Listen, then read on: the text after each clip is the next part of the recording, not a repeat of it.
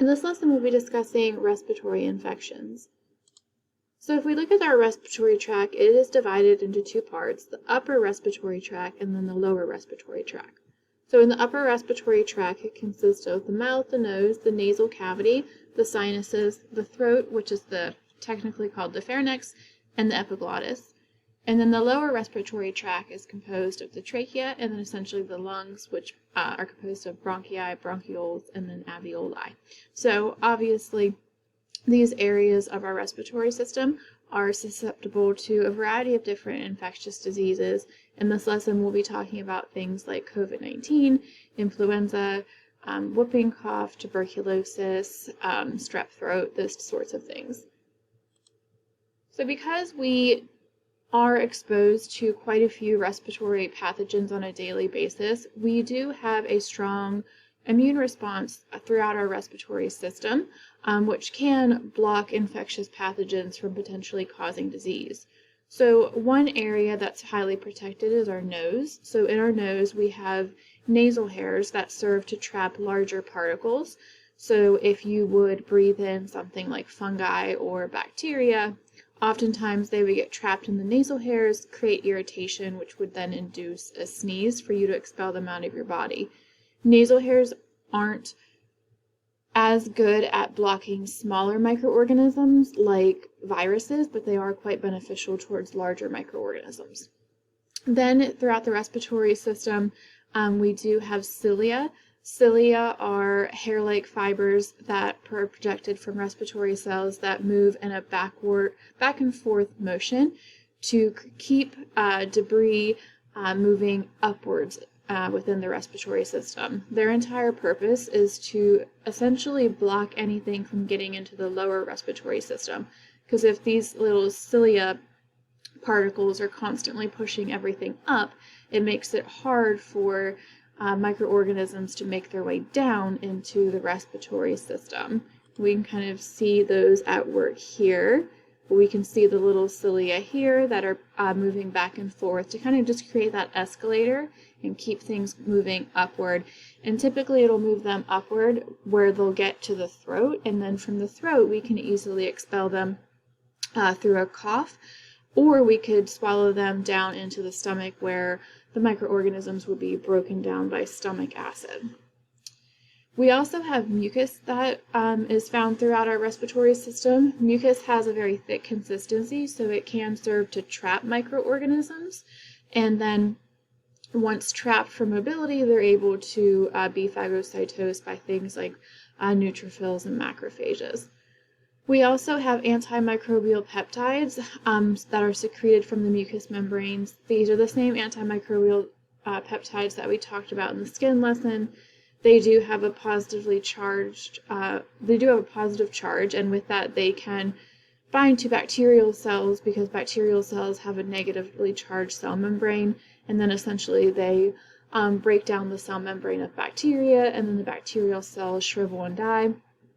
We have phagocytic cells throughout our respiratory system, such as alveolar macrophages, and as well as things like neutrophils, too, that can phagocytose and destroy bacteria. And we also have lymphocytes, things like T cells, that are active within the respiratory system to clear infections. As far as normal biota, so with good microorganisms, you will tend to find those in the upper respiratory tract. So we have millions of normal biota, things like Staphylococcus and Streptococcus, in the upper respiratory system. You know, in the nose, in the throat, in the mouth, they're actually really beneficial there, and they engage in microbial antagonism, which we know from previous lessons is the process by which good bacteria can protect us against potentially bad pathogens, either by taking up receptor sites or using up all the nutrients or creating a hostile environment such as an acidic environment where other microorganisms would not be able to grow. So the upper respiratory tract has a ton of really beneficial normal biota. The lower respiratory tract, though, which is essentially the lungs, should remain sterile at all times. We should never have any types of microorganisms present in the lower respiratory system, if something is present there, your body is actively trying to clear it because you do have an infection. So upper respiratory system, perfectly normal to have good bacteria. Lower respiratory system, we want to keep sterile at all times. So our first disease is pharyngitis. Pharyngitis is just inflammation of the pharynx, so inflammation of the throat.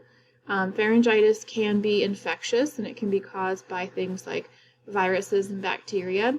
But it doesn't necessarily need to be infectious. If you've ever sang too much or talked too much or yelled, you know that you may get a sore throat, and that's just from overstimulation that can cause some inflammation. But we're going to focus on pharyngitis from an infectious perspective. But there are many different viruses and bacteria that can cause pharyngitis or a sore throat. We are going to focus on a bacterium that causes the most serious form of pharyngitis, known as strep throat. And strep throat is caused by a bacterium known as Streptococcus pyogenes. So when you have pharyngitis, regardless of what type of pharyngitis you have, whether it's viral or bacterial, you're obviously going to be in pain. The throat is going to be inflamed from your immune response. It's going to be red due to the inflammation and vasodilation. You're going to have swollen tonsils because your immune cells are activated to fight the infection. And likely you will have foul-smelling breath. That's usually a result of a bacterial infection.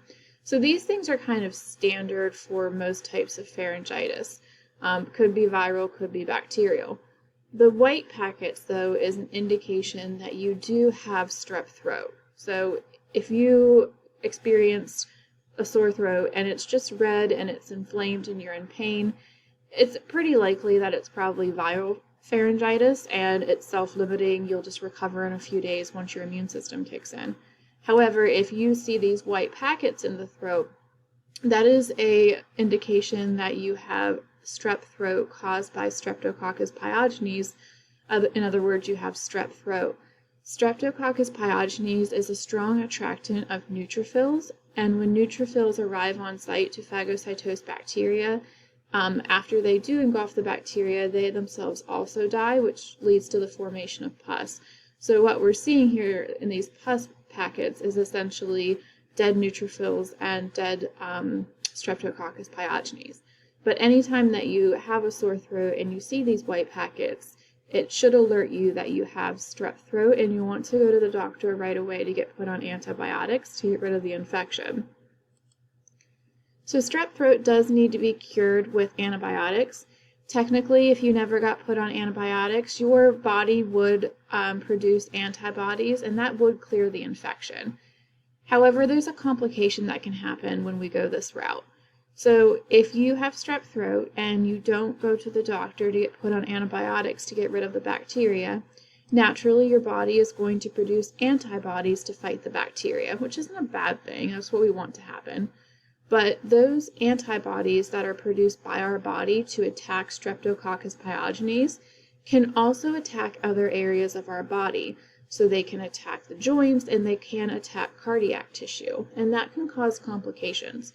So sometimes when individuals do not get their strep infections treated and their body produces antibodies to fight the bacteria, those antibodies can attack cardiac tissue and they can develop a condition called rheumatic fever. And rheumatic fever can damage the heart, which could create problems that are permanent. So it would be something that would need to be checked on regularly, and it could potentially be even something that results in a surgery to fix the problem with the heart. But again, that can all be avoided by getting put on antibiotics right away. As soon as you think you have strep throat, you get put on antibiotics, and that's going to get rid of the bacteria before your body has time to produce these antibodies, so we can avoid potential rheumatic fever cases. The next disease is viral rhinitis, which viral rhinitis is just the common cold. So it is the common cold caused by a variety of different viruses. So there are over 200 different viruses that cause rhinitis, many different types of rhinoviruses, coronaviruses.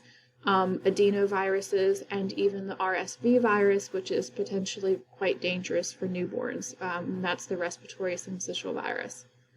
So viral rhinitis is typically transmitted through indirect contact and droplet transmission.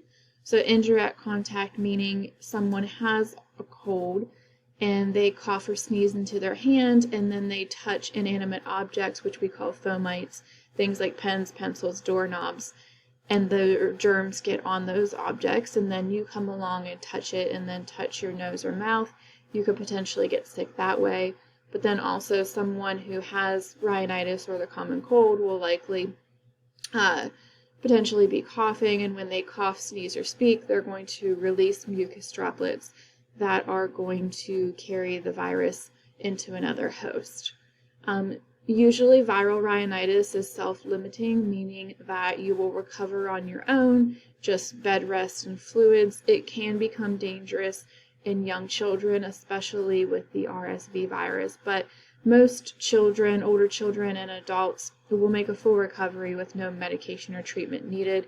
Usually the signs and symptoms are just things like sore throat, some congestion, runny nose, fever, but fever is typically only present in young children. So it is a fairly mild infection that most individuals will recover on their own in a brief period of time through the assistance of just their immune system. And then there was COVID-19, which was obviously a more severe form of the cold, as it was caused by SARS-CoV-2, which is a type of coronavirus. So with COVID-19, we know that the signs and symptoms vary greatly, all the way from a patient being completely asymptomatic and having no signs or symptoms to someone that has debilitating pneumonia and needs to be put on a ventilator. So the signs and symptoms, again, there was a lot of variance between them. Asymptomatic, some individuals just had mild kind of upper respiratory type symptoms, fever, cough, sore throat, even loss of taste or smell. But again, with these individuals, they were still relatively mild and would make full recoveries at home. Then there was individuals who experienced fluid accumulation in the lungs, which we know is pneumonia, and that required ventilation. There was individuals who experienced damage to internal organs as a result of damaged blood vessels and hemorrhaging. And then there was also individuals who experienced blood clotting as a result of the infection. So as far as signs and symptoms, there was quite a bit of variance. We do know COVID-19 was highly contagious. So it was spread through droplet contact and airborne contact. So the virus could be freely suspended in the air and transmitted through that route, or someone that had COVID-19, when they cough, sneeze, or speak, it would be present in their droplets. An interesting thing about COVID-19 is even in patients that were completely asymptomatic, they would still be shedding the virus in their mucus droplets and could spread it to others. Every infectious disease does get an R0 factor. An R0 factor is basically a factor that tells you how contagious it is. So for every one person that has the disease, how many can they spread it to? So for context, the common flu, if one person has it, based on the R0 factor, they will give it to 1.3 people. COVID-19 was more contagious than the common flu. For every one person that got it, they would give it to 2 to 3 people. Now compare this to measles, which is the most contagious disease known to mankind. One person gets measles, about 15 to 18 people, once exposed, would get measles. So measles is highly, highly contagious.